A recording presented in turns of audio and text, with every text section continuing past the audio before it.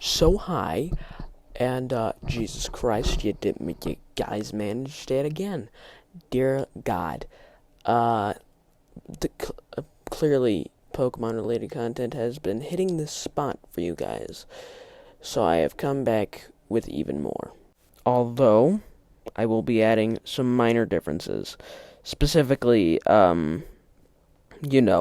instead of doing it for the heck of it, I'm adding some actual patterns within these, such as how all the Paradox Pokemon are based off Pokemon that can be found within the region.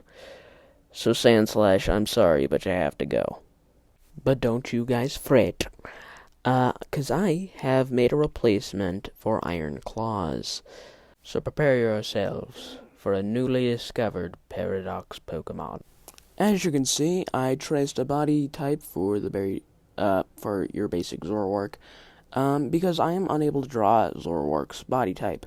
I also chose this Pokemon for the reasons of it's spiky, and I kind of wanted a Pokemon that I'd be able to smooth out that had these specific traits onto it.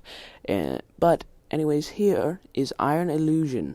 So just like the other two Paradox Pokemon I made before I threw away Iron Illusion, or not Iron Illusion, sorry, Iron Claws, I could not figure out a Pokedex entry for these, or any of these for that matter, but it's a Ghost Psychic type because I felt it was fitting of the type when I first had it in mind.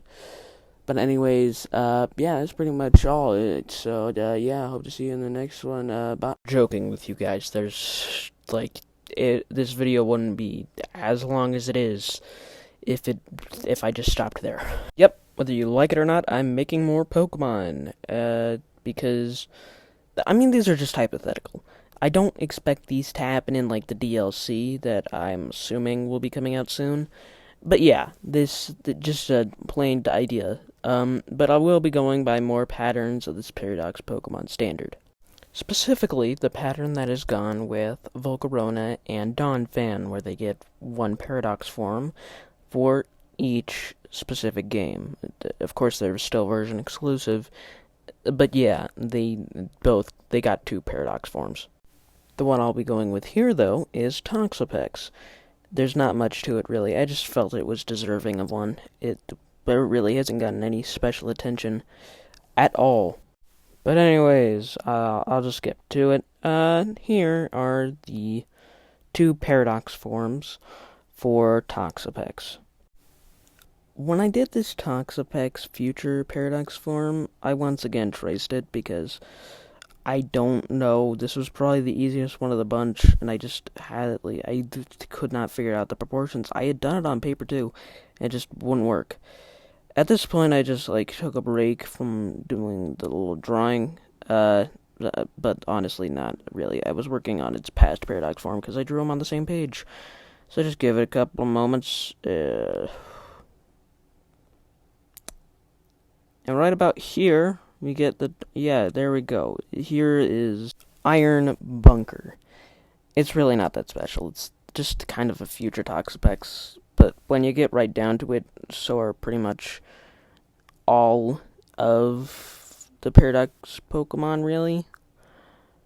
But it's more into the direction of the future Paradox Pokemon that do this. But anyways, on with the next one. By the magic of editing, I am able to make this one shorter than its future Paradox form. This one I tried making look kind of more pasty, I guess is the word. I don't really know how to describe it. I tried making it look more mean. But yeah, that's Berserk Fort for ya. Now, similar to its future Paradox form, or counterpart, there isn't really much special to it, at all. It's just more wispy, I suppose. And before I forget, the symbols I gave to these guys might not be super clear. I think they are, though, but if they aren't, Iron Bunker was a Fairy Steel type, and Berserk Fort was a Dark Rock type. Now, there is two more Pokemon I would like to go over in this video that go over another pattern that the Paradox Pokemon do. Something many people know, but not many people I know have noticed, is that Iron Valiant and Roaring Moon are based on Mega Evolutions, or their present forms Mega Evolutions specifically. So, Gallade and Gardevoir get mixed into one and turn into Iron Valiant. They're Mega Evolutions, really. And then same goes for Roaring Moon, where it's Mega Salamence just turns into Roaring Moon. So what I decided to do is do the same thing Game Freak did with, Iron Valiant and Roaring Moon. But this time with Sableye and Banette. They both have Mega Evolutions anyways, so might as well.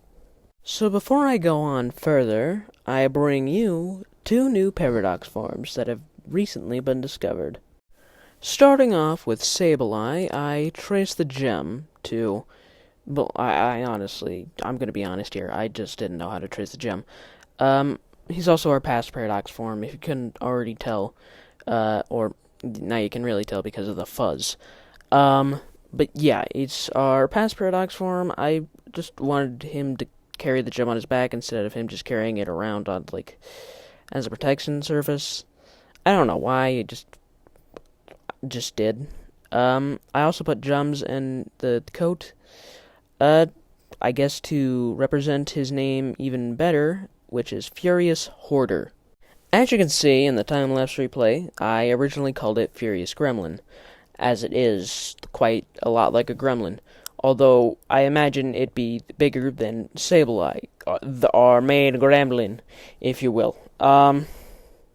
Main comparison size is the gem it wields, as Sableye's Mega Evolution, the gem actually is pretty big compared to it, although in Furious Hoarder, it's barely taller than it. So, yeah, that's the main comparison size. There's not much to it other than that. And just like Berserk Fort, it is a Dark Rock type. Now on to our Mega Bayonet Paradox form. Now, how do we do this exactly? I guess in the Pokedex entry of Bayonet, it does say it is a thrown-out doll, really, that gained a spirit, or something like that. So I guess we could do that with electricity and a thrown-out TV. Sounds good enough. Now, 2 things about this Pokemon. Number 1, it's the longest Paradox Pokemon it took me to even create. And second thing is that it's, for some reason, my most disliked one. I put full explanation onto the concept for this one. It's Poltergeist, pretty much, that has invaded a TV and now is just controlling the electricity that was originally in the TV, I suppose, or whatever that is. I don't entirely like this one. Main reason is that it feels more like a regional variant than anything for a Paradox Pokemon, specifically because this does not have most Paradox Pokemon requirements, which is like a glowy bit or with dots in it, and I'd say maybe floating bits or something like that all my other Paradox Pokemon have had. But you know what? Here's Iron Phantom, really. I'll be honest, the Toxapex Paradox forms, I feel like they were executed better than this one. And this one had a concept.